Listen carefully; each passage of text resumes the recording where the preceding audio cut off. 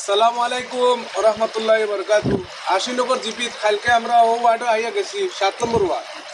আমরা ইয়াহুর ভাই আমরা সেম টিম আসলাম, ইঞ্জিনিয়ার সাহেব লোকে আসলাম, এক্সিকিউটিভ ইঞ্জিনিয়ার সাহেব লোকে আসলাম। আজকে আপনারা দেখরা ভয়াবহ পরিস্থিতি, মানুষের বাড়িঘর ভাঙে আমাই গেছে পানি একদম। আর আমরা আইছি এখন আলহামদুলিল্লাহ এমএলএ সাহেবের নির্দেশ মতনেও সবটা আপনারা বস্তা দিয়া আমরা ভিতরে ডাস দিয়া বেড়া লাগাইয়া বাঁশ লাগাইয়া আঁকাইয়ার আরো কাম হইব ইনশাল্লাহ। রিভাই দিয়া আপনারা দেখতে পারবা কি অবস্থা বানের রূপ লইছে ইনশাল্লাহ।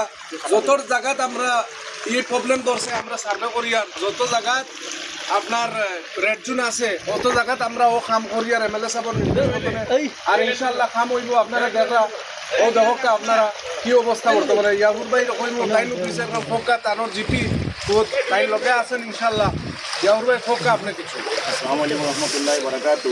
আমি পূর্বত আমরা বিন্নাকান্দি সমষ্টির সম্মানীয় বিধায়ক আলহাজ মৌলানা বদিউল আজমল সাহেবরে আমি সমষ্টির জ্ঞাপন করিয়া কালকে আমরা সারা আইসলাম বিন্নাকান্দি সমষ্টির প্রতিনিধি দল আইয়া আমরা কালকে সার্ভে করছিলাম।